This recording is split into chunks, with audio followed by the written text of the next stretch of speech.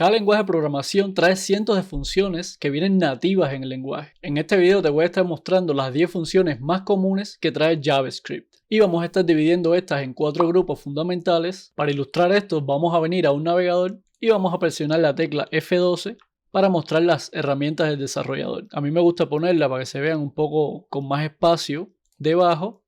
Y le voy a dar algunos control más o command más si estás en Mac para agrandarlo un poco. Sin lugar a duda, la reina de las funciones va a ser la que nos facilita mostrar algo por consola. A pesar de que en aplicaciones profesionales no vamos a estar mostrándole nada al usuario por consola, esta va a ser extremadamente útil cuando estamos desarrollando algo. Y estamos hablando de console.log. Acá abrimos paréntesis, ya que vamos a ejecutar una función y le vamos a pasar un texto. En este caso ya ven que el mismo navegador sabe cosas que yo he escrito y me trata de autocompletar, pero vamos a ponerle Pepe.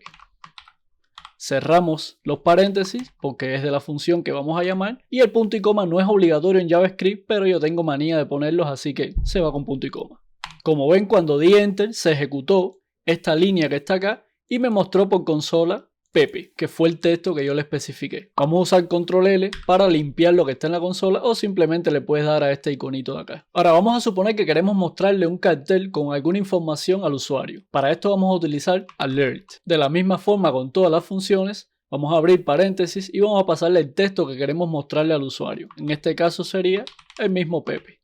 Cerramos paréntesis, punto y coma, y si ejecutamos, ven que acá sale el cartel Pepe. Le damos OK. Como se pudieron percatar, este panel por defecto es bastante feillo, por lo que en aplicaciones profesionales tampoco vas a estar viendo que se usa mucho el alert, pero es bastante útil cuando estamos en las fases iniciales de nuestro proyecto, que no queremos dedicar tanto tiempo a poner carteles tan bonitos para el usuario. Ahora vamos a pedir alguna información del usuario. Lo primero sería que confirme algo. Por ejemplo, cuando va a eliminar algún elemento, le podemos decir confirm y le pasamos un mensaje. Por ejemplo, desea eliminar.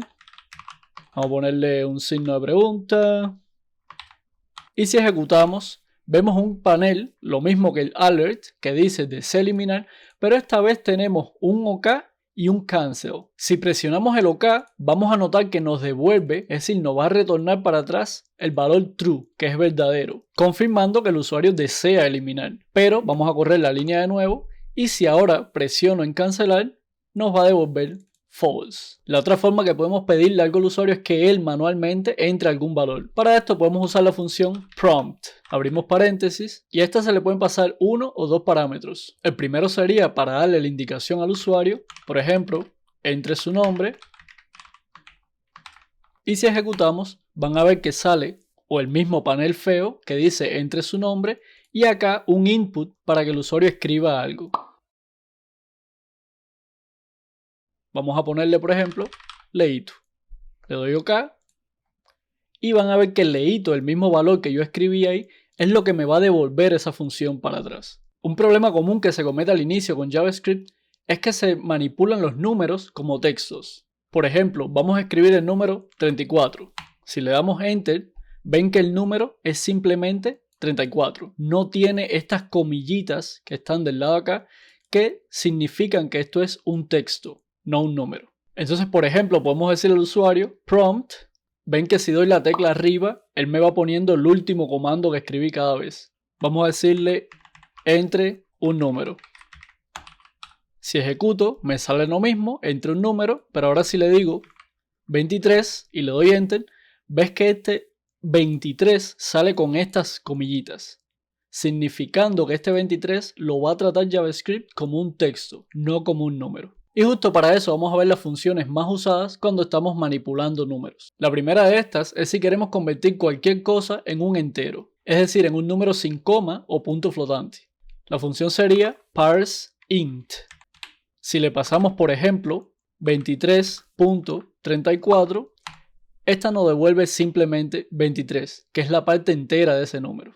Si le pasamos, por ejemplo, 23, nos va a devolver el mismo 23, pero si le pasamos 23 como texto, entonces nos va a devolver 23 en número, no en texto. Por lo que usamos la función prompt para pedirle un número al usuario, luego la convertimos con este parseInt, ya podemos trabajar con el número como tal y no como el texto que entró el usuario. La hermana de esta sería parsefloat.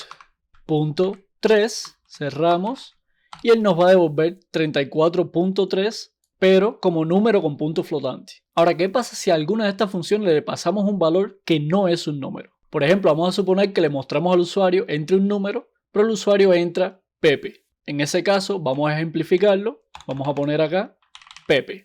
Ven que el resultado es esta cosa rara que dice none, lo que significa literalmente not a number o no es un número. Es decir, que si tratamos de hacer alguna operación con este no es un número, van a pasar cosas raras en nuestra aplicación. Entonces, ¿cómo podemos saber de antemano si algo que nos pasaron es un número o no? Para esto tenemos una función con un nombre un poquito problemático. Ahora le explico por qué. Siendo esta is none, lo cual significa is not a number. Lo problemático de esta función es que el nombre ya incluye algo negativo. Te está diciendo no es un número. Y muchas veces la gente la usa pensando que es algo positivo, es decir, que si la usa y le pasa un número, te va a dar verdadero, que es un número. Pero no, es justamente lo contrario. Lo que tú le pases, él te va a decir si no es un número. Para demostrarlo, vamos a pasar paréntesis y vamos a decirle Pepe. Como ven, el resultado de Pepe sería verdadero, ya que Pepe no es un número. Pero si le pasamos, por ejemplo, 23, ven que el resultado es falso. Pero este falso significa justamente que es un número, ya que el no es un número sería es un número. Y lo mismo lo podemos usar con texto que pasándole un número como tal. En cualquiera de las dos formas te va a decir si tenemos un número, ya sea texto o no. Y el último grupo va a ser de algunas operaciones matemáticas, pero no las comunes de 1 más 1 o 3 menos 2. Para esto vamos a usar el objeto math y la primera de estas va a ser cuando queremos saber el mínimo entre dos o más números. Le decimos .min, abrimos porque es una función y vamos a pasarle por ejemplo 3 y 6. Ahí nos dice que el mínimo es 3 y como mismo la usamos podemos pasarle un montón de valores. Ahí nos dice que el mínimo es 2. La hermanita de esta sería lo mismo pero con máximo. Si le pasamos con los mismos valores máximo, nos dice que es 456. Luego tenemos una función para redondear los números, usando la función normalita. Y estamos hablando de round. Por ejemplo, si a este le pasamos 2.3, nos va a decir que es 2, 2.4, nos va a decir que es 2, pero si nos pasamos de 2.5, ahí caemos en el próximo número que sería 3. Pero luego tenemos dos funciones que son hermanitas y se usa para algo parecido pero no exactamente. Una es para redondear por debajo y la otra es para redondear siempre por encima. Para redondear por debajo sería floor, por ejemplo 3.9 sería 3, no 4 como en la función normalita de redondeo. Y la hermanita sería .ceil.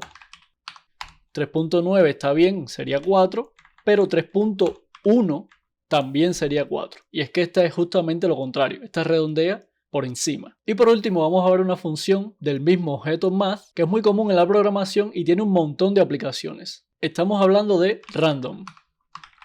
Y es justo lo que nos va a dar. Nos va a dar un número random de 0 a 1. Y como un pequeño regalito, como este random siempre tira un número de 0 hasta 1, te voy a mostrar cuál es la técnica que se usa para obtener un número random, pero en un rango normalito. Por ejemplo, del 1 al 3. Sería math.floor de math.random. Lo multiplicamos por ese número que estamos pensando. Por ejemplo, vamos a decirle que queremos del 1 al 3 y le sumamos 1. La primera vez nos da 1, pero 1, 2, 1, 2, 3 y así sucesivamente. Siempre nos va a dar un número aleatorio desde el 1 al 3. Si quieres ver cómo se aplican todas estas funciones en la vida real, no te pierdas este video sobre el DOM donde vamos a manipular los elementos de la página web aplicando estas funciones.